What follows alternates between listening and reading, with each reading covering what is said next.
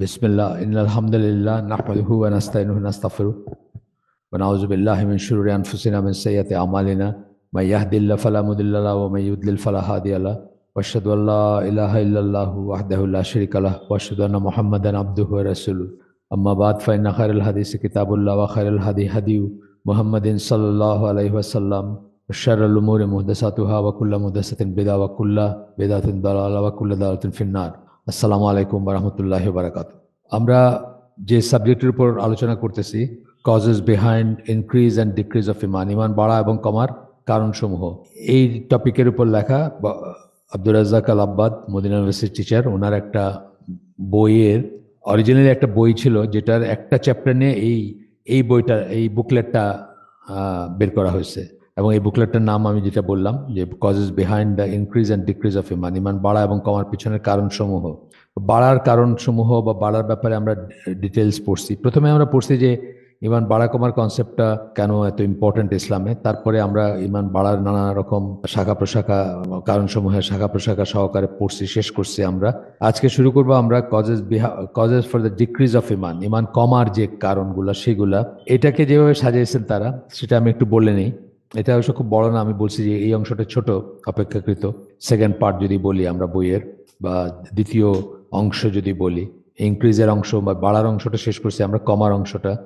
স্বাভাবিকভাবে মনে হবে যে কমার ব্যাপারটা তো বাড়ারটার বিপরীত হবে। হ্যাঁ, এটা আংশিক সত্য, কিন্তু তার সাথে আরো কিছু জিনিস আছে যেগুলা রিয়েলাইজ করার, বা কিছু বিষয়বস্তু আছে যেগুলো রিয়েলাইজ করার ব্যাপার আছে। তো এই অংশটাকে তারা সাজিয়েছেন। এটাকে আবার দুই ভাগে ভাগ করছেন। প্রথমটা বলছেন যে ইন্টারনাল কজেস। ইন্টারনাল কজেস মানে মানুষের ভিতরে, অন্তরে বা নিজের ভিতরে যে সমস্ত কারণগুলো থাকে ইমান কমার। তো ইন্টারনাল কজের ভিতর প্রথমে বলতেছেন ইগনোরেন্স, অজ্ঞতা। তারপরে বলতেছেন হিডলেসনেস, অ্যাভার্শন অ্যান্ড ফরগেটফুলনেস। কোন একটা কিছুতে মনোযোগ না দেওয়া, মুখ ফিরায় রাখা, অথবা ভুলে যাওয়া। আমরা যেটা বলে গাফিল বলি না, একটা কথা, গাফালা বা গাফিল মানে যে ভুলে থাকে, ভুলে যায়। 3 নম্বরে বলতেছেন committing disobedience and embarking on sinful deeds. মনের ভিতরেই আপনার অনানুগত্য বা আল্লাহর অবাধ্যতা আসলো এবং আপনি ডিসাইড করলেন যে আপনি একটা পাপ কাজ করবেন, বা সেই পথে নিজেকে পরিচালিত করলেন। এবং তারপরটা হচ্ছে the soul that greatly commands evil. নফস, যে নফস খারাপ কাজ করতে প্ররোচিত করে, সেই এইগুলা, এই 4টা দিছেন ভাগ বা 4টা পয়েন্ট দিছেন ইন্টারনাল কজের ভিতরে। তারপরে এক্সটার্নাল কজ, দ্বিতীয় অংশে এক্সটার্নাল কজের কথা বলতেছেন, বাইরের যে ব্যাপারগুলা, ফ্যাক্টরগুলা। 1 নম্বর দিয়েছেন শয়তানের কথা। 2 নম্বর হচ্ছে দ্য ওয়ার্ল্ড অ্যান্ড ইটস অ্যালিউরমেন্ট, দুনিয়া এবং দুনিয়ার যে চাকচিক্য, যেগুলো দেখে আমাদের খুব সুন্দর লাগে। আর 3 নম্বর দিয়েছেন ইল অ্যাসোসিয়েটস, খারাপ সঙ্গ, অসৎ সঙ্গ। এখানে সবকটাই আমরা এমনিতেই বুঝতেছি, এগুলা খুব জটিল কিছু না। তারপরেও ওনারা এক্সপ্লেন করছেন বা বিভিন্ন দলিল দিয়েই করছেন, সেটা আমাদের জন্য উপকারী হবে। তো আসলে আমরা শুরু করি আজকের এইটা ডিক্রিজের অংশটা আর কি, যে ইমান যে কমে, কিসে কিসে কমে, সেগুলার অংশটা এখানে বলতেছেন। মানে যেভাবে আমরা এতক্ষণ ধরে পড়ে আসলাম যে ইমান কিসে কিসে বাড়ে, কিসে কিসে ডেভেলপ করে, অথবা কিসে কিসে শক্ত এবং পোক্ত হয়, ঠিক সেভাবে বলতেছেন it also has causes that decreases and weaken it. এবং একইভাবে, একই রকমভাবে কারণ আছে, যে এরকম কারণ আছে বা অনেক কারণ আছে যেগুলোর জন্য কমে বা দুর্বল হয়ে যায়। Just as it required of the Muslim to be aware of the causes for the increase of iman in order for him to apply them. যেরকম একজন মুসলিমের দরকার বা প্রয়োজন, মুসলিমের জন্য প্রয়োজনীয় সচেতন হওয়া কিসে কিসে ইমান বাড়ে, যেন তিনি সেগুলা অ্যাপ্লাই করতে পারেন বা সেগুলা অবলম্বন করতে পারেন, করে তার ইমানকে বৃদ্ধি করতে পারেন, শক্ত করতে পারেন, প্রতিষ্ঠিত করতে পারেন, সুন্দর করতে পারেন, পারফেক্ট করতে পারেন। একইভাবে likewise it is demanded of him to know, একইভাবে একজন মুসলিমের কাছে এটা প্রত্যাশা করা হয় বা এটা চাওয়া হয় যে no of the causes of its decrease, কিসে কিসে ইমান কমে সেটা জানার ব্যাপারটাও আশা করা হয় যে সে জানবে, একজন মুসলিম। So that he remains apart from them, যেন সে সেগুলোর থেকে বেঁচে থাকতে পারে বা নিজেকে বাঁচায় রাখতে পারে। এটা কিন্তু মনে হচ্ছে যে সেটা কথার কথা, একটা থিওরি বা একটা কথা বললেন, কথার কথা বললেন, ব্যাপারটা কিন্তু তা না। আমি একটু এক্সপ্লেন করে দিচ্ছি। যেমন ধরেন একজন মানুষ, সে কি কি জিনিসের উপর ইমান আনবে সেটা শিখলো।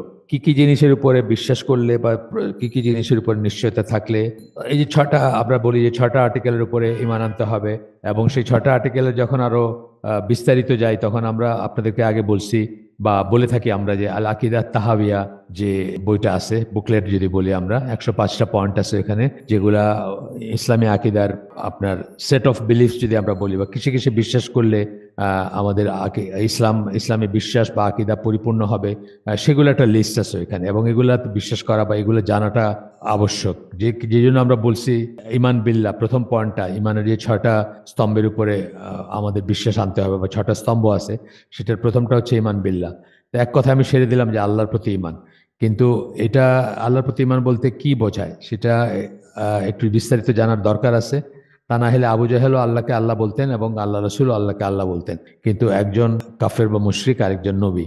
ডেফিনেটলি তাহলে আল্লাহর কনসেপ্টে তাদের পার্থক্য ছিল, বা আল্লাহ বিশ্বাসের কনসেপ্ট মানে যে কিসে বিশ্বাস করবেন বা কতটুকু বিশ্বাস করবেন, কি বিশ্বাস করবেন অথবা কি বিশ্বাস করবেন না, সেখানে একটা ডিফারেন্স ছিল। সেই ডিফারেন্সটা আমাদের জানা উচিত, এবং আমাদের আল্লাহ রসুল যেভাবে বিশ্বাস করতেন আল্লাহকে, বা যা যা বিশ্বাস করতেন আল্লাহ সম্বন্ধে, সেটার উপরে নিজেদেরকে নিয়ে যাওয়া উচিত। এই কথাটা আমি বলতেছিলাম আর কি, যে আপনার আমরা যখন কিসে কিসে ইমান আনবো সেটা শিখতে যাই, তখন ওইভাবে শিখি বা ওইভাবে বুঝি। এখন ধরেন কেউ এটা সবটুকুই জানলো বা সবকিছুর উপরে তার জ্ঞান আছে বা সবকিছু সম্বন্ধে তার এনাফ জ্ঞান আছে, কিন্তু কিসে ইমান যায় সেটা সে জানে না, তাহলেই তো সে ভয়ঙ্কর বিপদের ভিতর থাকবে, তাই না? যে জন্য আমরা ইমান বিনষ্টকারী বিষয়গুলো পড়ি। আপনারা জানেন যে খুবই ইম্পর্টেন্স দিয়ে আমরা পড়ি ওগুলো। নওয়াকিদুল ইসলাম বা নওয়াকিদুল ইমান আমরা আমাদের হালাকাগুলোতে পড়ছি বা পড়ি বা সবসময় আলোচনা করি। আমরা যেই টেক্সটটা ধরে পড়ি সেখানে যে ইমান বিনষ্টকারী 12টা পয়েন্ট আছে, সেগুলো শেখাটা কেন জরুরি? আরও অনেক ইমান বিনষ্টকারী বিষয় আছে, বাট মেজর 12টা আমরা পড়ি। সেগুলো জানাটা অত্যন্ত প্রয়োজনীয়। কেন? এই জন্য প্রয়োজনীয় যে আপনি ইমান আনবেন কিসে, কি কি করলে আপনি ইমানদার হইলেন বা ইমান আসলো বা ইমান আনলেন আপনি মনে হচ্ছে আপনার, বা আমি আমার ইমানের উপর প্রতিষ্ঠিত মনে হচ্ছে, কিন্তু আপনার অজান্তে আপনি এমন একটা কিছু করে বসলেন যেটাতে ইমান চলে যায়। তো যেহেতু আপনি ওটা সম্বন্ধে কনসাস না, এই জন্য একটা বিপদের মুখে থাকেন আপনি, যে আপনি ভুলবশত একটা কিছু করলেন, এমন একটা কিছু করলেন যাতে ইমান নষ্ট হয়ে গেল। সেই জন্যই আমরা ওইগুলো জানার দরকার। যে এটার আরেকটা সিমিলি বা আরেকটা অ্যানালজি হচ্ছে অজুর ব্যাপারটা। আপনি পারফেক্টলি অজু করতে শিখলেন, ফাইন, অজু করছেন আপনি, কিন্তু সেই অজু করে আপনি ঘর থেকে বাইরে হয়েছেন এবং সারাদিন বাইরে ছিলেন, সালাত পড়ছেন, তাই যখন যখন ওয়াক্ত হয়েছে আপনি সালাত আদায় করছেন ওই অজুর উপর ভিত্তি করে, অথচ আপনার সেই অজু হয়তো কোনো একটা মুহূর্তে চলে গেছে। যেহেতু আপনি অজু ভঙ্গের কারণগুলো শিখেন নাই, সুতরাং আপনার শুধু অজু করা শিখে আপনার ক্ষতি আটকাতে পারলেন না, আপনার সালাত হইল না, বা আপনার অজু ভঙ্গ হয়ে গেছে এবং আপনার ইবাদত কবুল হলো না। তো এইরকম ব্যাপার আর কি। সেই জন্যই কিসে কিসে ইমান বৃদ্ধি পায় সেগুলো যে যখন আমরা জানলাম বা পড়ছি, তখন কিসে কিসে ইমান কমবে বা ইমান নাই হয়ে যাবে, সেই জিনিসগুলো জানাটাও দরকার, ইকুয়ালি দরকার। এবং সেই কথাগুলো সামনে এখানে বললেন ইন্ট্রোডাকশনে। তারপরে একটা প্রবাদ আছে আরবিতে, সেই প্রভাবটা তাদের ভিতর প্রচলিত, সেটার ইংলিশ করে দিয়েছেন, আমি একটু পড়ি সেটা। I learned evil not for evil but to guard against it. আমি দুষ্ট কাজ বা খারাপ কাজ সম্বন্ধে শিখছি, জানছি বা জ্ঞান অর্জন করছি খারাপের জন্য না, কিন্তু সেটার এগেনস্টে, সেটাকে গার্ড করার জন্য বা সেটাকে প্রতিরোধ করার জন্য। তারপরে বলতেছেন, for whoever among the people is not aware of evil will fall into it. কারণ যে খারাপ কাজ সম্বন্ধে সচেতন না, সে সেটাতে পতিত হইতে পারে। এটা খুবই রিস্কি একটা লাইন, যে খারাপ কাজ সম্বন্ধে জানার বাউন্ডারিটা কতটুকু হবে, এটা একটা রিস্কি লাইন। কিন্তু রিস্কি লাইন এই জন্য যে এখানেও নিজেকে ওয়াচ করার ব্যাপার আছে। ধরেন আপনি একটা উদাহরণ, আপনি জানলেন যে ফেসবুকে অনেক অনেক আছে, অনেক আজে বাজে কাজ হয়, অনেক আজে বাজে ছবি হয়, অনেক আজে বাজে শেয়ারিং হয়, মানে যা যা হয় ফেসবুকে আর কি। হ্যাঁ, কি কি হয় আপনি জানলেন, কিন্তু সেটার জন্য আপনি একটা ফেসবুক অ্যাকাউন্ট করলেন, আচ্ছা দেখি কি করে মানুষ। ফাইন, এই পর্যন্ত একটা খুললেন। তারপরে অ্যাকাউন্ট খুলে আপনি প্রথমে একদিন ফেসবুকে করলেন, বিচরণ করলেন। তো দেখলেন যে নানা রকমের পাঁচমিশালি জিনিস আছে, দুই একটা ভালো জিনিসও আছে, তার সাথে 98টা শতকরা 98টা খারাপ জিনিস আছে। এবং সেগুলোর ভিতরে কি কি ধরনের খারাপ আপনি আরটু ডিগ করতে গেলেন, এবং তারপরে একসময় দেখলেন যে আপনি সেটাতে ইন্ডালজড হয়ে গেলেন। এই যে ব্যাপারটা, এই ব্যাপারটা খুব ভয়ঙ্কর ব্যাপার। এটা আমি 2005 সালে যখন জাহাজ থেকে ফাইনালি নামলাম, আমি অনেককে বলছি গল্পটা, আগেও বলছি। তো তখন আমি একটা আপনার জান্না.org বলে, এখনো আছে সম্ভবত, এটা খুব খুব রিচ একটা ওয়েবসাইট ইসলামী বিষয়ের উপরে।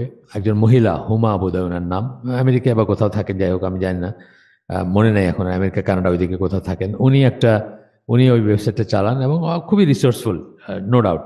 তো উনি একদিন একটা প্রকাশ করলেন, একটা একটা হুমাজ ম্যামা লিস্ট বলে একটা 1,000 ইসলামী ওয়েবসাইটের জাস্ট ঠিকানা দেওয়া একটা লিস্ট প্রকাশ করলেন। 1,000 ইসলামী ওয়েবসাইটের লিস্ট। এটাও খুব ভালো একটা বিরাট রিসোর্স, তাই না? এই 1,000-এর ভিতরে একটা একটা লিঙ্ক ছিল এমন, যেটার একটা ক্লিক করলেন আপনি, সেকেন্ড ক্লিকে আপনি এমন একটা পেজে যাবেন যেখানে মানে একটা টপিক ছিল, অথবা একটা একটা কি বলবো, একটা শিরোনাম ছিল, women seeking women in Bangladesh. কল্পনা করতে পারেন, 2005-এর কথা বলতেছি, 23 না। 23-এও কিন্তু আপনাদের অনেকের মাথায় বাজ পড়বে এই কথাটা শুনলে, না, যে বাংলাদেশে মানে বাংলাদেশিদের নিয়ে ওয়েবসাইট, সব বাংলাদেশি ওয়েবসাইট না, হয়তো বিদেশি ওয়েবসাইট হয়তো, বাট বলতেছে women seeking women in Bangladesh, মানে বাংলাদেশের সে সমস্ত মেয়ে যারা মেয়েদেরকে চায়। কথাটা মোদ্দা কথা এটা। তা আমি আমার ফ্যামিলি থেকে আলাপ করার পরে আমার ফ্যামিলি থেকে আমাকে বললেন যে আমি তখন এসে যেতাম ওই যে কাঁটাবন মসজিদে নামাজ পড়তাম, জুমার নামাজ পড়তাম, এবং যারা খতিব ছিলেন তার ভিতরে একজন, তাদের ভিতর যিনি একটু ইয়াঙ্গার ইউনিভার্সিটি টিচার, ওনার সাথে আমার ভালোই খাতির ছিল বা এই ছিল, পিএইচডি করা ভদ্রলোক। তো আমার ফ্যামিলিতে আমার বলে যে ওনার সাথে একটু ওনাকে একটু ডিসকাস করো, যে উনি যেন এই কথাটা, এইটা সাবধান বাণীটা ইসে নিয়ে আসেন, মানে খুতবার ভিতরে এনে বললে অনেক এফেক্টিভ হবে, মানুষ সাবধান হবে এবং মানুষ সচেতন হবে। তা আমিও তাই মনে করলাম যে আচ্ছা, তাই সেরকম কিছু মনের সাথে কথা বলবো। তারপরেই আমার মনে হলো যে উনি হুজুর মানুষ, হুজুর বলতে এই সেন্সে যে ওনারা তো আমাদের চেয়ে অনেক পিওর বা অনেক দুনিয়াদারি খবরটা কম রাখেন, অথবা দুনিয়াদারি খারাপ জিনিসগুলো থেকে বেঁচে থাকেন, যেটাই বলি আমরা। আমার তখন ভয় হইলো যে ওনাকে না আমি হারাই, অর্থাৎ ওনাকে এইসবের ভিতর টেনে এনে ওনাকে এইসব জানায় এটার প্রতিকার করার বদলে উনি যদি কৌতূহলী হয়ে এটার ভিতরে বেশি ঢোকেন বা আরেকটু ডেলভ করেন, তাহলে হয়তো আমি খতিবে হারায় ফেললাম। আমি আর কিন্তু শেষ পর্যন্ত ওনাকে বলি নাই। এই একই একই পলিসি অনেক জায়গাতে আমরা অ্যাপ্লাই করি। যেমন কয়েকদিন আগে ওই আপনার জাতিসংঘের প্রজেক্ট হিসাবে ইউরোপিয়ান দেশগুলোতে প্রাইমারি স্কুলগুলোতে তারা কিছু জিনিস ইন্ট্রোডিউস করতেছে, যেগুলোর একটা ডকুমেন্ট বা ডকুমেন্টারি বলতে পারেন আমার কাছে আসে। ডকুমেন্ট এবং ডকুমেন্টের ভিতরে কতগুলো ডকুমেন্টারি আছে, মানে ভিডিও আছে কতগুলো, ডাচ ভাষায় বা অন্য ভাষায়, বাট ইংলিশ সাবটাইটেল ছিল বা বোঝা যায়। আমি এটা, আমাকে যিনি পাঠাইছেন, ইউকেতে থাকেন এক ভদ্রলোক, উনি পাঠাইছেন। আমি এটা দেখার পরে তো আমার গাটা একদম মানে কাটা দিয়ে উঠছে, যে এটা আমাদের জন্য ওয়েট করতেছে, বিকজ যেটা জাতিসংঘের প্রজেক্ট, যেহেতু আলটিমেটলি এটা আমাদের আর গরিব দেশগুলা বা একটু যারা সেকেন্ড ওয়ার্ল্ড বা থার্ড ওয়ার্ল্ড কান্ট্রি বলতে যাদের বোঝায়, তাদের উপরে তো তারা এইসব ছড়ি ঘোরায় যে এটা বাস্তবায়ন করতে হবে, নাহলে ওটা হবে না, না এটা দিব না, না এটা করবো না। তা আমাদের জন্য এটা আসতেছে, ইটস ইন দা কামিং আর কি, সোজা কথা। তো আমার তো একদম গায়ে কাটা দিয়ে উঠছে, কিন্তু আমি জিনিসটা অনেকের সাথে শেয়ার করতে পারি নাই, করি নাই। আমি শুধু আমাদের একদম আইসিডিএসসির যারা পলিসি মেকার্স, এরকম আমি ছাড়া আরো 3 জনের সাথে আমি সবকিছু নিয়ে আলাপ করি, সব ব্যাপার শুধু তাদের সাথে আমি শেয়ার করছি, আর কারোর সাথে আমি শেয়ার করি নাই। বিকজ ওই যে যে জানে না তাকে এটা জানায় তার জন্য পথ খুলে দিতে চায় না। সেই জন্য ইভিল সম্বন্ধে জানা, যে কথাগুলো এখন পর্যন্ত বলে আসলাম আমরা, হ্যাঁ ঠিক আছে, ইভিল সম্বন্ধে জানা উচিত, মানে ইভিলের ডাইমেনশনগুলো জানা উচিত, কিন্তু এটাও একটা একটা ডেঞ্জারাস পাথ। কারণ আপনি বেশি জানতে গিয়ে আপনি হয়তো একটা ইন্ডালজ হয়ে গেলেন, বা আপনি আপনার নিজের চরিত্র নষ্ট হয়ে গেল আপনার। সেই জন্য এটা খুব মানে সাবধান একটা ব্যাপার, মানে সাবধানতা একটা ব্যাপার আছে, একটু বলে নিলাম সাইড লাইনে।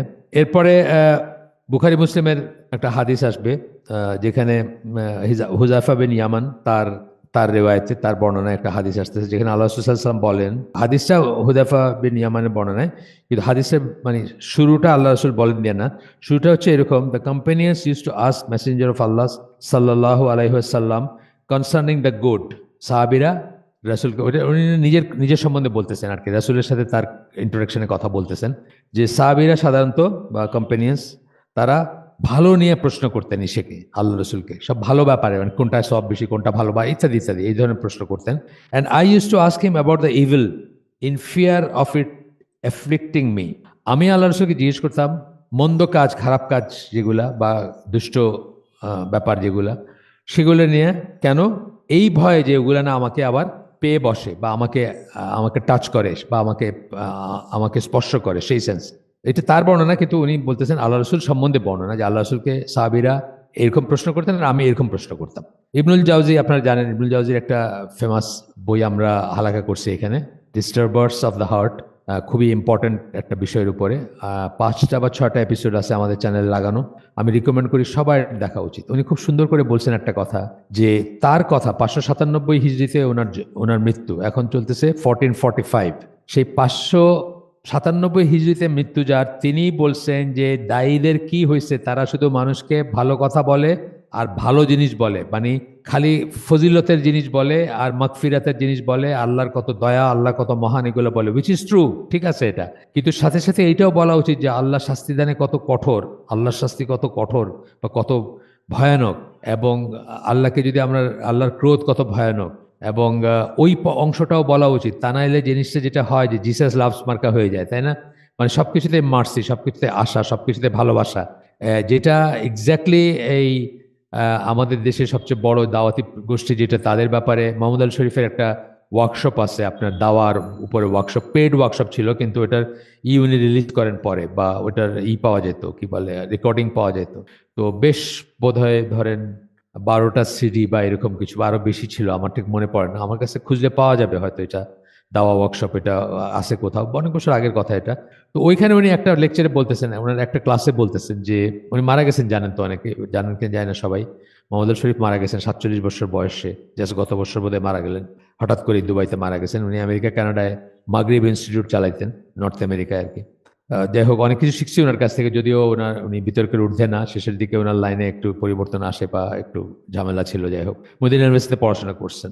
তো উনি বলতেছিলেন ওই ওয়ার্কশপে যে পৃথিবীর সবচেয়ে পপুলার দাওয়াতি গোষ্ঠী কারা, তবলিগ জামাতের কথা বলতেছিলেন। কেন তারা এত পপুলার সেটা বলতেছিলেন, যে মানুষ কখনো খারাপ নিউজ শুনতে চায় না, খারাপ কথা শুনতে চায় না, ভয়ঙ্কর কথা শুনতে চায় না, ভয়ের কথা শুনতে চায় না, শাস্তির কথা শুনতে চায় না। মানুষ সবসময় পছন্দ করে যে সে যা আছে ঠিকই আছে, বরং ভালোই করতেছে, জান্নাতের কথা শুনতে চায়, ভালো কথা শুনতে চায়, তারটা এন্ডোর্স করাইতে চায়, তার লাইনটা ঠিক আছে, এটা শুনতেই মানুষ ভালোবাসে। আপনি দেখেন আপনার ক্লোজেস্ট ফ্রেন্ড, তাকে বলে যে তোমার এই কাজটা তো ঠিক হয় নাই, কিছুতেই সে পছন্দ করবে না। এই জন্য ওইটা বলার জন্য অনেক হিকমা অবলম্বন করতে, কিন্তু বলতে হবে। বলতে না হলে কিন্তু এই যে ইবনুল জাওজির ওই ক্যাটাগরিতে আমরা পড়ে যাব, যে আমরা, তার উনি বলছেন যে এইটা বলে করে আমরা মানুষকে একেবারে ভালো করতে চাই, জাহান্নামের পথে ঠেলে দিচ্ছি, বিকজ সে অ্যাওয়ারই না যে সে জাহান্নামের রাস্তার উপর আসে বা কি কাজ করে যাচ্ছে জাহান্নামের। তাকে অ্যাওয়্যার করতে হবে, যে এই জন্য ডিস্টার্বার্স অফ দ্য হার্ট বলছেন, মানে যেগুলো জানলে আমরা আর কমপ্লেসেন্ট থাকবো না, আমরা ডিস্টার্ব হব, আমাদের শান্তি নষ্ট হয়ে যাবে, শান্তি বিঘ্নিত হবে।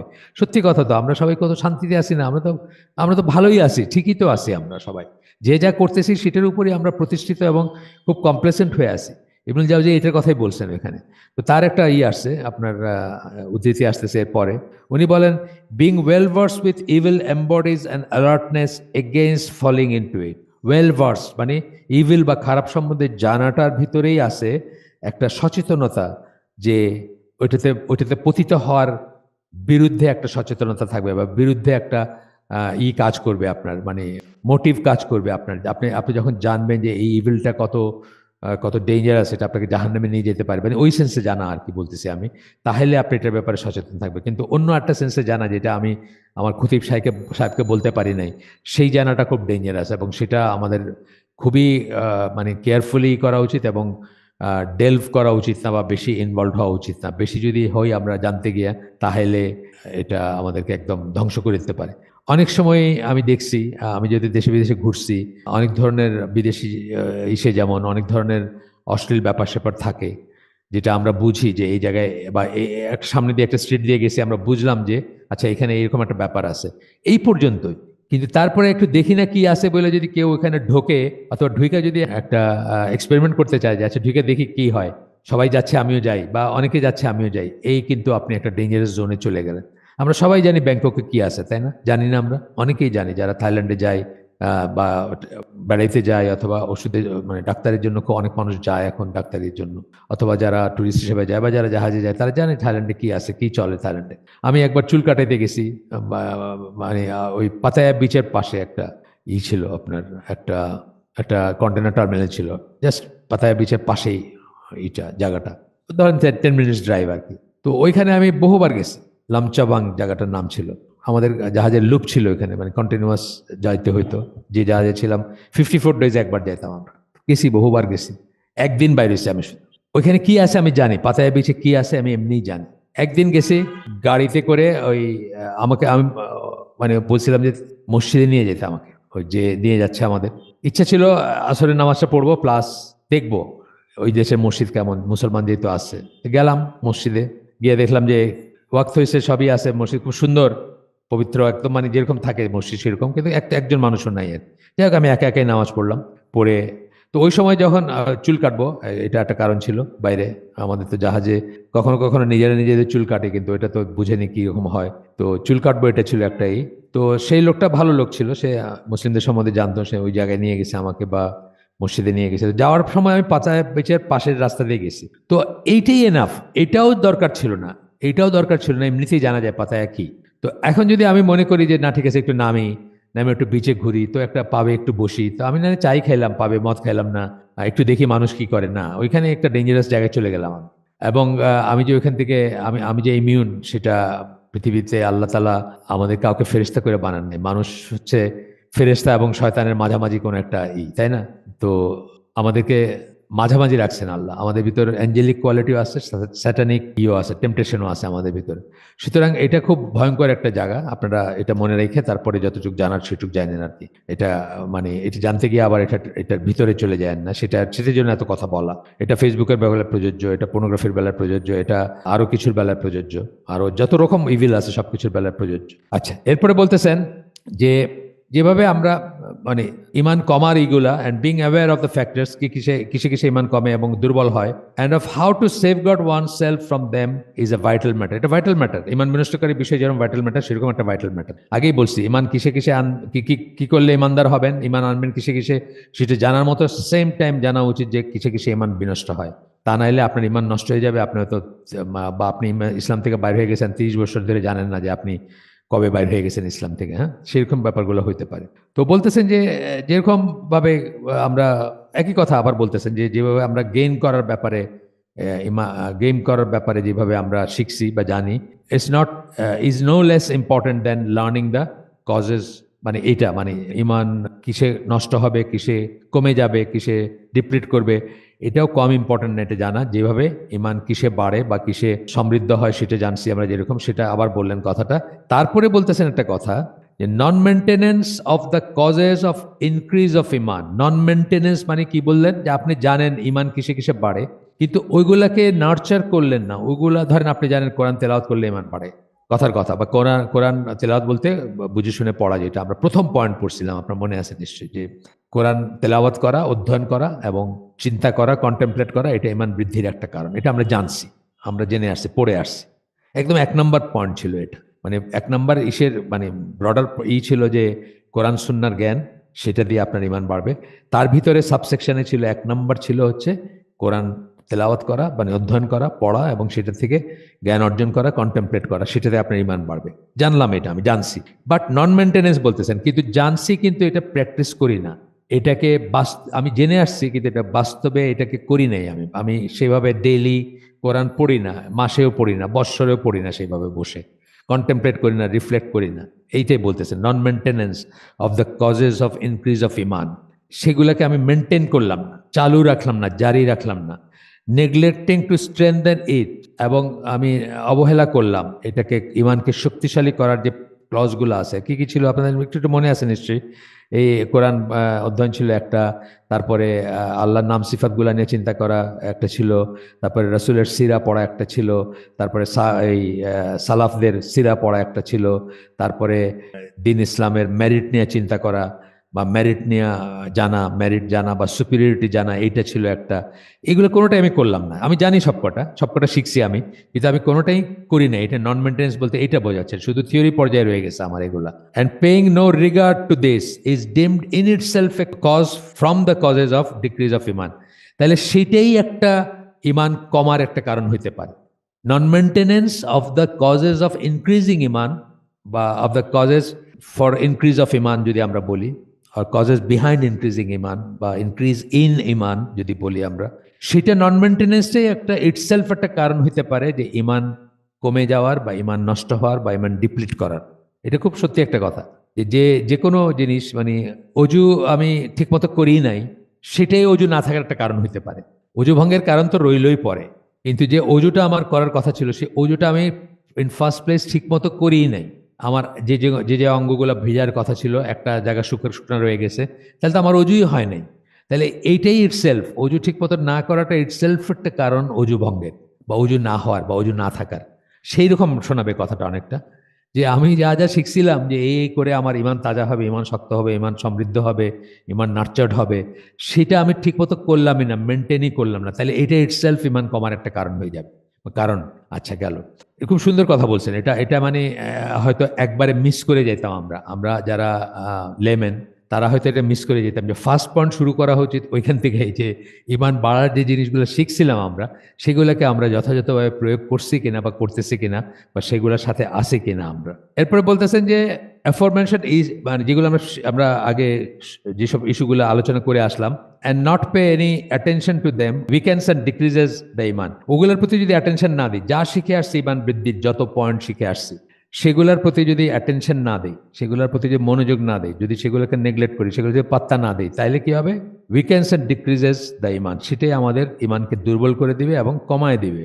Just as the preservation is a cause for increase, ওই ফ্যাক্টরগুলোকে প্রিজার্ভ করা, কোরআন তেলাওয়াত করা, আল্লাহর নাম সিফাত নিয়ে চিন্তা করা, নবী রসুলের, নবীদের বা রসুলের পড়া, সিরা পড়া, তারপরে সাহাবীদের সিরা পড়া, তারপরে আপনার ওই সৃষ্টির ভিতরে আল্লাহ যে নিদর্শন সমূহ ছড়ায় আছে, আমরা অনেক কিছু পড়ছি, তার ভিতরে যে কটা মনে আসতেছে আমার রেডিলি সেগুলা বলতেছি। সেগুলা যদি আপনি না করেন, মানে প্রিজার্ভ না করেন, তো সেগুলো যদি প্রিজার্ভ করেন জাস্ট অ্যাজ দেয়ার প্রিজার্ভেশন, এগুলো যদি প্রিজার্ভ করেন, যত্ন নেন, এগুলো যদি করেন, এগুলো যদি প্র্যাকটিস করেন বা এগুলো যত্ন নেন, is a cause for increase, তাহলে আপনার ইমান বাড়তো। লাইক ম্যানার, একইভাবে দেয়ার ডিসরিগার্ড, সেগুলোকে অবজ্ঞা করলেন, অবহেলা করলেন এবং নার্চার করলেন না, is a cause for decrease, এটা একটা কমার কারণ, ইমান কমার কারণ, যেটা আমি বলছি একটু আগে বললাম, সেটাকে আরেকবার বললেন ওনারা।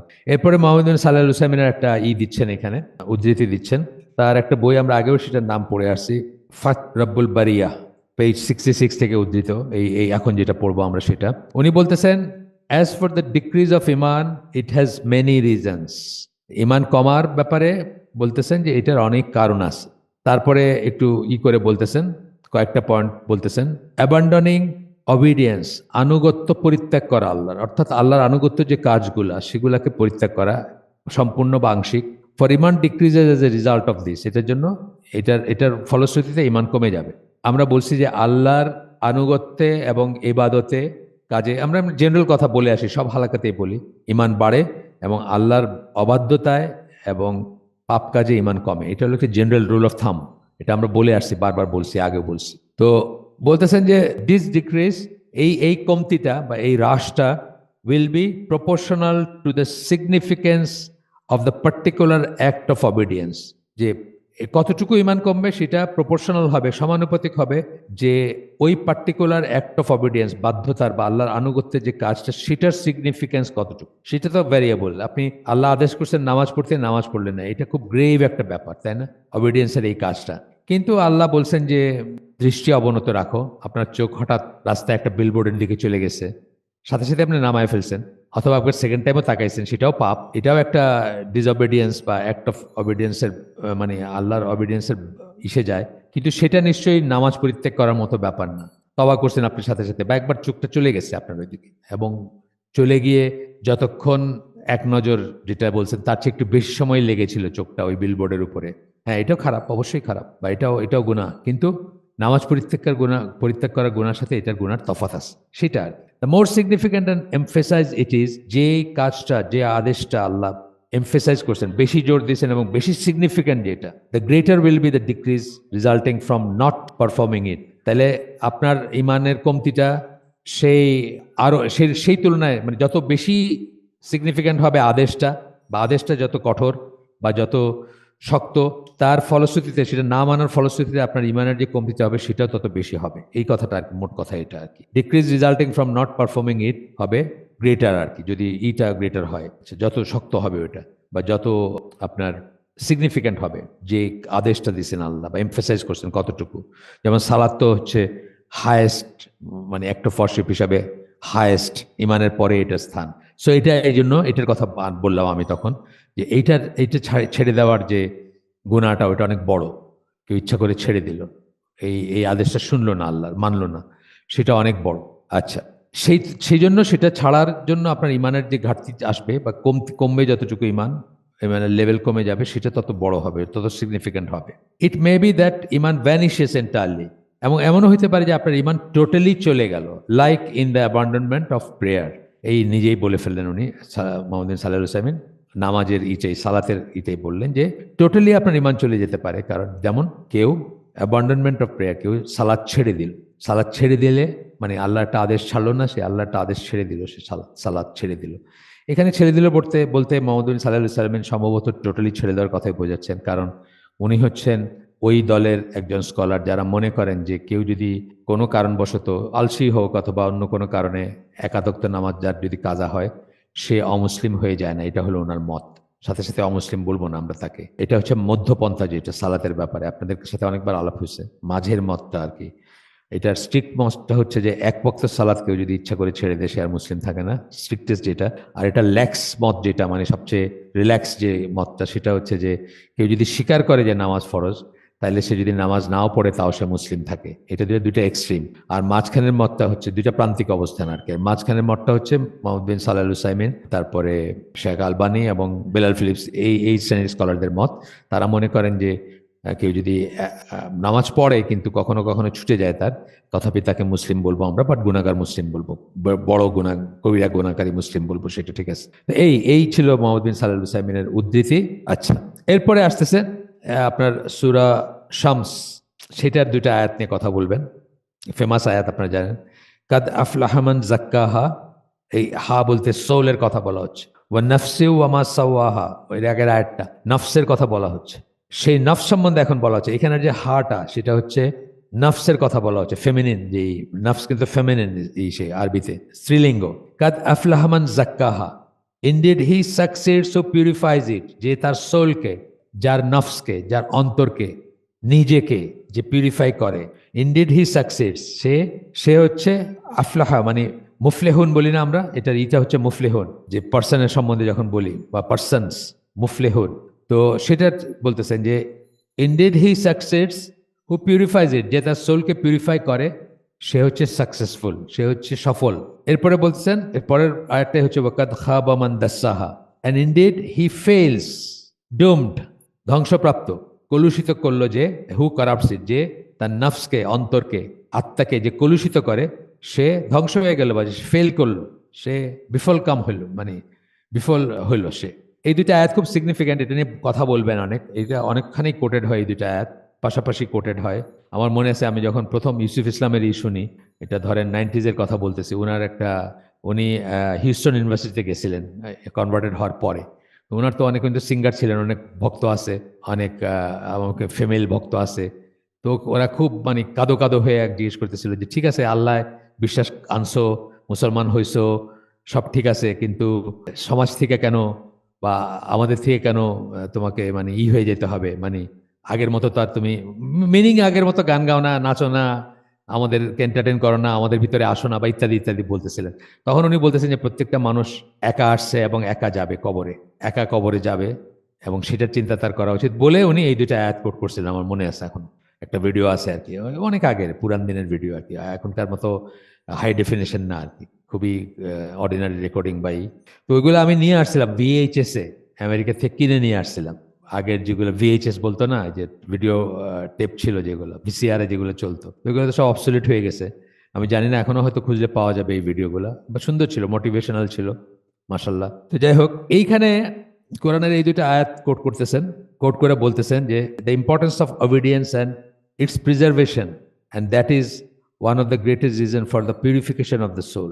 এর আগে আলহামাহা ফুজুরাহা ওয়া তাকওয়াহা, এর আগে আবার বলছেন যে মানে এই সোলের ভিতরে দুইটা ধারাই আছে, দুইটা ব্যাপারই চয়েস দিয়ে দিচ্ছেন আল্লাহ।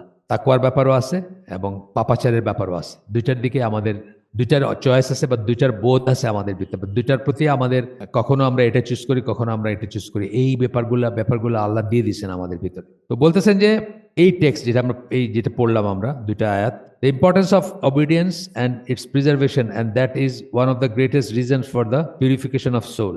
এবং এইভাবে আপনার অবিডিয়েন্স, আল্লাহকে যে মেনে চলবে, আল্লাহর আদেশগুলো মানবে, এবং প্রিজার্ভ করবে সেই জিনিসগুলো, সেগুলোকে সুরক্ষা করবে। যেমন আমরা বলি যে নামাজ সুরক্ষা করা বা নামাজের করা মানে হেফাজত করা, বা ইবাদতের ব্যাপারগুলোর সম্বন্ধে বলি, সেগুলো প্রিজার্ভ করা। এই প্রিজার্ভ করার সেন্সটা ওইখান থেকে আসতেছে। নামাজের হেফাজত করার কথা যেভাবে বলা হয়েছে, বা অন্য রোজার কথা বলা হয়েছে যে রোজা রেখে এটা করো না, রোজা নষ্ট করে দিও না, বা ইত্যাদি।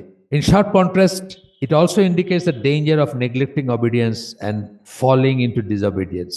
এবং সেখানেই ওয়াকাদ খাবা মান দাসাহা, and indeed he fails who corrupts it.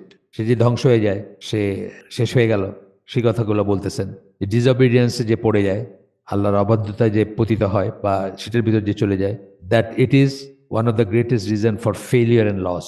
Failure, বিফলকাম হওয়া এবং ক্ষতির কারণ এটা। তো ইবন জারির তাবারি তফসিরকার, আপনি জানেন যে প্রথম কম্পাইল পরিপূর্ণ তফসির হচ্ছে তার। সেখানে তিনি এই আয়াতের তফসির করতে গিয়ে বলেন, Allah says that indeed he succeeds who purifies his soul, যে তার অন্তরকে, নফসকে পরিশুদ্ধ করতে পারে, সে সফলকাম হয়। So he greatly purified his soul from কুফর অ্যান্ড ডিসঅবিডিয়েন্স। সোলকে কিসের থেকে পিউরিফাই করবে? কুফর থেকে এবং কুফর, শিরক ইত্যাদি থেকে, যেগুলো ইমানের অ্যান্টিথেসিস যেগুলো, সেগুলো থেকে, অ্যান্ড ডিসঅবিডিয়েন্স এবং আল্লাহর অবাধ্যতা থেকে। And he rectified it through righteous actions. এবং কি করে সে রেকটিফাই করছে এগুলাকে? যদি থেকে থাকে ভিতরে অবাধ্যতা বা সৎ কাজের মাধ্যমে সে রেকটিফাই করছে, সৎ কাজের মাধ্যমে সেগুলাকে শুদ্ধ করছে বা এগুলো রিপেয়ার করছে, অন্তরটাকে রিপেয়ার করছে। এরপরে এটারই আপনার এটার ধারাবাহিকতায় তাবারি অনেকের রেফারেন্স দিচ্ছেন। তারা কি বলছেন এই আয়াত সম্বন্ধে বা এই সম্বন্ধে? কাদ আফলাহমান জাক্কাহা, মানে প্রথম অংশটুকু, মানে indeed he succeeds who purifies ইট, এই অংশটুকু নিয়ে কথা বলতে গিয়ে তাবারি এরপরে কাতাদার থেকে বলতেছেন যে এটার মানে কি? Whoever works good purifies it with obedience to Allah, যে সৎ কাজ করে এবং নফসকে পরিশুদ্ধ করে আল্লাহর বাধ্যতা দিয়ে, আল্লাহর আদেশ মেনে।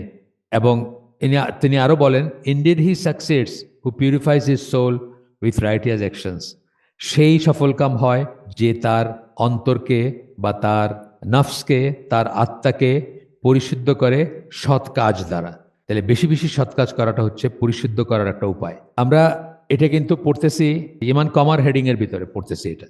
এই কথাগুলো এইভাবে কিন্তু আমরা ইমান বাড়ার অংশে পড়ি নাই, তাই না? মানে ডিফারেন্স আছে, এক না। কিন্তু আসলে মনে হতে পারে যে ওইটার উল্টাটা করতেছি আমরা, বা ওইটাই তো আরেকবার পড়তেছি, তা না।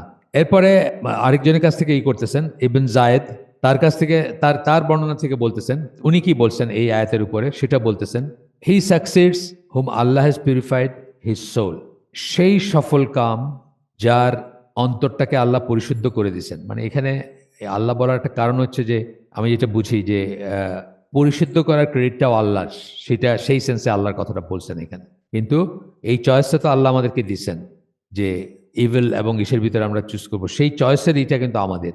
অফকোর্স আল্লাহর অনুমতি সাপেক্ষে, আল্লাহর সাপেক্ষে, স্যাংশন আল্লাহ করলে তবেই।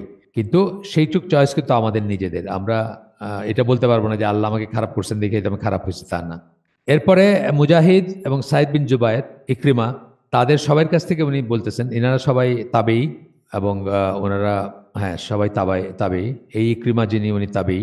ইকরিমা দুইজন, ইকরিমা বিন আবু জাহেল একজন, উনি তো সাহাবী, আর ইনি আরেকজন মুজাহিদ, উনিও তাবেই। তো তারা বলতেছেন এই আয়াতের কাদ আফলাহমান জাক্কাহা, এই আয়াতের তারা বলছেন, তারা সবাই বলতেছেন, হুয়েভার রেকটিফাইজ ইট, মানে ইট বলতে এখানে অন্তর, সোল, নফসের কথা আসতেছে। এরপরে হাফিজ ইবনুল কাইমের একটা আসতেছে, উনি বলতেছেন, হাসান আল বসরির উদ্ধৃতি দিয়ে বলতেছেন, উনি তাবেই ছিলেন, আল হাসান আল বসরি, আপনার নাম শুনছেন, ফেমাস তাবেই। He succeeds who purifies it soul by rectifying it, সেই সফল কাম যে তার অন্তরকে, আত্মাকে, নফসকে পরিশুদ্ধ করে, বাই রেকটিফাইং ইট, এটাকে রিপেয়ার করে, রিপেয়ার করে, পরিশুদ্ধ করে। রেকটিফাই মানে একটা জিনিস রেকটিফাই আমরা কখন বলি? যখন একটা ভুল হয়ে যায় বা একটা দোষ থাকে বা একটা ত্রুটি থাকে, তখনই রেকটিফিকেশনের কথা আসে। নির্ভুল বা ত্রুটিহীন কোনো জিনিস রেকটিফাই করার কথা আসে না। তাইলে আমাদের সোলে যদি ত্রুটি থেকে থাকে, সেইটা রেকটিফাই করে, যে পিউরিফাই করে, তার কথা বলতেছেন, সে সফল কাম। By rectifying it and directing it towards obedience of Allah, এবং এটাকে পরিচালিত করে আল্লাহর আনুগত্যের দিকে। অ্যান্ড হি ফেলস, এবং সে বিফলকাম, সাকসেসফুল উল্টা যেটা আর কি, সফলকাম বললাম এতক্ষণ, হাসান বসরির কথার ভিতরে সফলকাম কথাটা বলছেন, এখন বিফল বলতেছেন। সে বিফল বা সে ফেল করছে, হু রুইনস ইট, ডিরেক্টস ইট, যে এটাকে ধ্বংস করে দেয়, কিসেকে? নিজের নফসকে, অন্তরকে, আত্মাকে যে ধ্বংস করে দেয়, অ্যান্ড ডিরেক্টস ইট, এবং এটা পরিচালিত করে টুয়ার্ডস ডিসঅবিডিয়েন্স অফ আল্লাহ, আল্লাহর অবাধ্যতার দিকে পরিচালিত করে, পর্নোগ্রাফির দিকে, নেশার দিকে, গানের দিকে, গীবতের দিকে, অশ্লীল কথাবার্তার দিকে, সেদিকে যে নিজেকে পরিচালিত করে, সে কি করছে বা কি করে? রুইনস ইট, ধ্বংস করে দেয় এটাকে। আচ্ছা, এরপরে Ibn Qutaybah, he also transmits from Ibn Qutaybah that he said, Ibn Qutaybah বলছেন, ইট মিনস, মানে এইটুকুর মানে হচ্ছে, এইটুকু বলতে এই আয়াতটা, কাদ আফলাহমান জাক্কাহা, it means he succeeds to purifies his soul, সে সফলকাম হয় যে অন্তরকে বা আত্মাকে, বা অন্তরাত্মা, এই জন্য বলি যে আমরা এই কথাগুলা একটা জায়গায় একটা ইউজ করি, সাহিত্যে বা ইসলামী লিটারেচারও একটা জায়গায় একটা ইউজ করি। নফস বলি কখনো আমরা, কখনো রুহ বলি, কখনো আত্মা বলি। He also transmit from Ibn Qutaybah, Ibn কুতাইবার থেকে কে বলতেছেন? জারিরা তাবারি। এগুলো সব কিন্তু জারিরা তাবারি তার তফসিরে মেনশন করছেন। কাতাদা, ইবন জায়েদ, মুজাহিদ, ইকরিমা, ইবনুল কাইম, ইবনুল কাইমের থেকে আবার ইবনুল কাইম আবার হাসান বসরির কথা বলছেন, এবং এখন কুতাইবার কথা বলতেছেন। It means he succeeds who purifies his soul, যে তার আত্মাকে পরিশুদ্ধ করে সে সফলকাম। দ্যাট ইজ কাল্টিভেটস ইট, কাল্টিভেটস মানে কি? কাল্টিভেট মানে মানে লিটারালি চাষ করা। তো এইখানে সেটাকে নার্চার করা, যে নার্চার করে, যে তার ইসেকে যে প্রতিপালন করে, যে যত্ন নেয়, এই সেন্সটা আসতেছে। অ্যান্ড এলিভেটস ইট, এবং সেটাকে এলিভেট করে, মানে তার আত্মাকে মর্যাদা দেয়, মর্যাদাপূর্ণ করে। ইট বাই অবিডিয়েন্স, কি দিয়ে করে? বাই অবিডিয়েন্স, আনুগত্য দিয়ে, রাইটাসনেস, সৎ কাজ দিয়ে, ট্রুথফুলনেস, সত্যবাদিতা দিয়ে, অ্যান্ড ডুইং গুড ডিডস, এবং ভালো কাজ করে। As for the saying of Allah, এবং পরের অংশটিতে যাচ্ছেন। এখন দুইটা আয়াত বলছি না, দুইটা আয়াতের ভিতরে প্রথম আয়াতটা শেষ করলেন, সেকেন্ড আয়াতে যাচ্ছেন। As for the saying of Allah, Allah যেখানে বলেন, ওয়াকাদ খাবা মান দাসসাহা, and indeed he fails to corrupts it, যে কারাপ্ট করে, কলুষিত করে তার নফসকে, তার আত্মাকে, সে কি? সে ধ্বংস হয়ে যায়, বা সে নিজেকে ধ্বংস করে, এই সেন্সটা আসছে। এই প্রসঙ্গে জারিরা তাবারি বলেন, আল্লাহ মে his mention be elevated, says, and he failed in his request.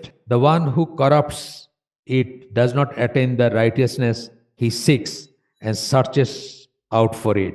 যে এটাকে করাপ্ট করে, যে এটাকে কলুষিত করে, নিজের আত্মাকে, নিজের নফসকে, নিজের সোলকে, সে যখন মানে does not attain the righteousness he seeks, সে হয়তো চাইতেছে দোয়ার ভিতরে বা গতানুগতিকভাবে চাইতেছে যে আল্লাহ আমাকে সৎকর্মশীল বানায় দাও, অথবা আল্লাহ আমাকে ভালো কাজ করার তৌফিক দাও, কিন্তু সে তার অন্তরকে পরিশুদ্ধ করে নাই, সেটা কলুষিতই রয়েছে, সে খারাপ কাজগুলো করে যেতেছে সাইড বাই সাইড। তখন কি সে সেটা পায় না, সেটা তার রিকোয়েস্টটা, এই যে ফেল ইন হিজ রিকোয়েস্ট, তার সেই রিকোয়েস্ট বা সেই দোয়া, তার সেই পরিপূর্ণ হয় না, বা সেই দোয়া কবুল হয় না। আল্লাহ কারাপ্টস ইট বাই নেগলেক্টিং অ্যান্ড ডিসপ্যারেজিং ইট, আল্লাহ সেটাকে কারাপ্ট করে দেন আরো, মানে তার অন্তরটাকে বা তার সোল, তার আত্মা, তার নফসকে কারাপ্ট করে দেন। কারাপ্ট করা মানে কলুষিত করে দেন বা দূষিত করে দেন। বাই নেগলেক্টিং ইট অ্যান্ড ডিসপ্যারেজিং ইট, অসম্মানিত করে এবং নেগলেক্ট করে সেটাকে। থ্রু ফরসেকিং হিজ সোল, ছেড়ে দেন, অ্যাবান্ডন করেন, তাকে ত্যাগ করেন তার নফসকে। Concerning guidance until he perpetrated sinful deeds and abandon obedience, যতক্ষণ পর্যন্ত সে খারাপ কাজ করতে থাকে এবং আল্লাহর আনুগত্যকে ত্যাগ করে থাকে, ততক্ষণ পর্যন্ত আল্লাহ তার অন্তরকে ভুলে যান বা ভুলে থাকেন বা নেগলেক্ট করেন, হ্যাঁ, তাকে ত্যাগ করেন, তার সেই সমস্ত দোয়ায় কোনো কাজ হয় না। সেটা বলতেছেন, খারাপ কাজ ছাড়তে হবে, খারাপ কাজ ছাড়তে হবে, এবং আনুগত্যের কাজ, মানে যতক্ষণ পর্যন্ত সে খারাপ কাজ করতে থাকবে এবং যতক্ষণ পর্যন্ত আনুগত্য পরিত্যাগ করে থাকবে, অর্থাৎ ধরেন নামাজ পড়ে না বা আল্লাহ যেগুলো করতে বলছে সেগুলো করে না এবং খারাপ কাজ করতে থাকবে, ততক্ষণ পর্যন্ত তার এই যে রাইটাসনেস বা গাইডেন্সের জন্য যে দোয়া, সেগুলা আল্লাহ কর্ণপাত করবেন না। এটাই হচ্ছে এটার এখানে এই জায়গাটার সারমর্ম। এবং তারপরে মুজাহিদ থেকে উনি বলেন, এই অংশের এই মুজাহিদ আপনারা জানেন ইবনে আব্বাসের ছাত্র ছিলেন, ফেমাস তফসিরকার ছিলেন, কোরআনের স্কলার ছিলেন, এখনো ওনার কিছু কিছু পাবেন আপনারা। আমি আগে বলছি আপনাদের যে ইবনে আব্বাস এবং মুজাহিদ তাদের তাদের যে কাজগুলা, তাদের যে তফসিরগুলা, সেগুলো কিন্তু কম্পাইল্ড অবস্থায় নাই, বা তারা গোটা কোরআনের তফসির করেন নাই। তারা হয়তো ধরেন এক আয়াতের করছেন, আবার 10 আয়াত বাদ দিয়ে আরেকটা আয়াতের করছেন, এরকমভাবে ছড়ায় ছিটায় তাদেরগুলো এখনো পাওয়া যায়। এবং আপনারা জর্ডান গভর্নমেন্টের একটা ওয়েবসাইট আছে altafsir.com, ওইখানে ইবনে আব্বাসের এবং মুজাহিদের বেশ কিছু লাগানো আছে, যেগুলো অ্যাভেলেবল আর কি, সেগুলা ওনারা লাগায় রাখছেন, ইংরেজিতেও আছে, আপনারা দেখতে পারেন চাইলে। কিন্তু ওনাদের কোনো কম্পাইলডই নাই আর কি, মানে যেভাবে ধরেন কুর্তুবী বা ইবন কাসির অথবা জারির তাবারির তফসির, সেরকম কম্পাইল না আর কি ওনাদের গুলা। তো মুজাহিদ থেকে বলতেছেন এই অংশের ওয়াকাদ খাবা মান দাসসাহা, এই অংশের কথা বলতেছেন যে মুজাহিদ বলছেন মিসগাইডেড ইট মানে ভুল পথ দেখাইছে বা ভুল পথে নিয়ে গেছে, পথভ্রষ্ট করছে। আচ্ছা, তারপর সাইদ বিন জুবায়ের একই কথা বলছেন, মিসলেড একটু অন্যরকম, মানে তারপরেও একই কথা প্রায়, যে ভুল পথ দেখাইছে, ভুল পথে নিয়ে গেছে। কাতাদা বলছেন caused it to sin and debauched it। ডিবচারি আমরা একটা কথা বলি না, যে মানে লুচ্চামি যেটাকে আমরা বলি, বা চরিত্রহীনতার কথা বলি, যে সেটা আর কি। caused it to sin and debauched it মানে পাপের ভিতর নিয়ে গেছে কিসেকে, তার নফসকে। এই তিনজনের একটু ছোট্ট ছোট্ট করে করলেন এখানে, জাস্ট একেবারে দুই শব্দ করে করছেন। তারপরে ইবনুল কাইমের একটা উদ্ধৃতি, ইবনুল কাইম বলেন he reduced and concealed it by abandoning actions of piety. পরেশগারি বা পার্টি মানে পরেশগারি, তাকওয়ার যে সমস্ত কাজ কাম, সেগুলা ছেড়ে দিয়ে সে তার অন্তরকে বা তার আত্মাকে বা তার নফসকে সে ছোট, মানে এটার ভিতরে যে ইমান বা ছিল সেটাকে সে ছোট করে আনছে। অ্যান্ড এম্বার্কিং আপন ডিসঅবিডিয়েন্স, এবং নিজেকে এম্বার্কিং মানে সেই পথের উপর চলতে শুরু করা আর কি, এই সেন্সটা আসে। ডিসঅবিডিয়েন্স, আল্লাহর অবাধ্যতার পথে চলতে শুরু করে। The immoral one is always in a hidden place. Immoral যে, এটা কিন্তু আমি আগে খেয়াল করি না এইভাবে, যে খারাপ কাজ করে, যে অনৈতিক কাজ করে, সে কিন্তু সবসময় লুকানো জায়গায় থাকে, সে কিন্তু জনসমক্ষে থাকে না, সে লুকাইতে চায়, অন্ধকার কোণা খোঁজে সে। দেখবেন একজন মানুষ গাঁজা খায়, সে কিন্তু অন্ধকার কোণায় খাইতেছে, মদ খায় অন্ধকার কোণায়, ঘরের কোণে, বা আরো একটা অন্ধকার লাইট নেই যেখানে সেখানে। যে বিবাহ বহির্ভূত প্রেম করতেছে, সে মানুষ লোকচক্ষুর আড়ালে থাকতে চায়, অন্ধকার কোণায় লুকায় এসব করতে চায়। সেই কথাগুলো এখানে ফুটে উঠছে, এটা কিন্তু আমি কখনো চিন্তা করি না এইভাবে আগে, যে the immoral one is always in a hidden place, has chronically ill conduct. তার কন্ডাক্টটা খারাপ হয়, তার আচরণ খারাপ হয়, সে দুর্ব্যবহার করে আউট অফ টেনশন করে, আউট অফ গিল্টি ফিলিং করে, আউট অফ মানে সবসময় সে মনে করে যে সে ধরা পড়ে যাবে বা এরকম একটাই। Is an obscure person, obscure মানে অস্পষ্ট, যাকে দেখা যায় না, স্পষ্ট, হিডেন। অবসকিউর হচ্ছে হিডেন সেন্সটা, প্রকাশ্যের উল্টাটা। Obscure person and has a lowered head, এবং মাথা নিচু করে চলে। এগুলো কিন্তু আমি আগে এইভাবে খেয়াল করি না কখনো, মানে কি এফেক্টগুলো হয় মানুষ যখন অসৎ কাজে, অনৈতিক কাজে থাকে তখন। এবং এইভাবেই তার ওই যে বলছেন reduced and concealed by abandoning actions of party, এবং সে নিজেকে ছোট করে ফেলে, আস্তে আস্তে কনসিল করে ফেলে। সে কনসিল মানে সে লুকানো থাকে, অন্য সেন্সে লুকানো, মানে সে তার পাপ কাজের জন্যই সে জনসমক্ষে আসতে ভয় পায়। The one who embarks upon obscene deeds has indeed corrupted his soul and suppressed it. যে অশ্লীল কাজে থাকে, মানে অশ্লীল কাজের উপরে যাত্রা শুরু করে বা পথে যাত্রা করে, ইনডিড করাপ্টেড হিজ সোল, সে তার নফসকে করাপ্ট করে ফেলছে, কলুষিত করে ফেলছে, দূষিত করে ফেলছে। ওয়াকাদ খাবা মান দাসসাহা, যে এই অংশের ভিতরে বলতেছেন, আর has indeed corrupted his soul and suppress, এবং সেটাকে অবদমন করছে, সোলকে অবদমন বলতে এটা যে সে স্বতঃস্ফূর্ত না, সে প্রাঞ্জল না, সে প্রকাশিত না, সে মাথা উঁচু করে চলে না, সে সাবলীলভাবে চলে না। এটা কিন্তু আমি এইভাবে খেয়াল করি না, এটা বোঝা যায়, এমনি বুঝতেছি আমরা যে মানুষ তার রাস্তায় দাঁড়ায় প্রকাশ্যে গাঁজা খায় না, লুকায় জায়গা খুঁজে অন্ধকারে। আমাদের গ্রামে গঞ্জে দেখা যাবে যেখানে যেসব বাড়িতে কেউ যায় না, জংলা বাড়ি যেগুলোতে জিন আছে বলে ভয় পায়, ওইখানে দেখবেন তারা বৈশা মদ খাইতেছে, নাইলে গাঁজা টানতেছে, বিকজ ওইখানে ভয় কেউ যাবে না, তারা লুকায় কাজটা করতে পারবে। সেই কথাগুলো ইবনুল কাইম বলছেন।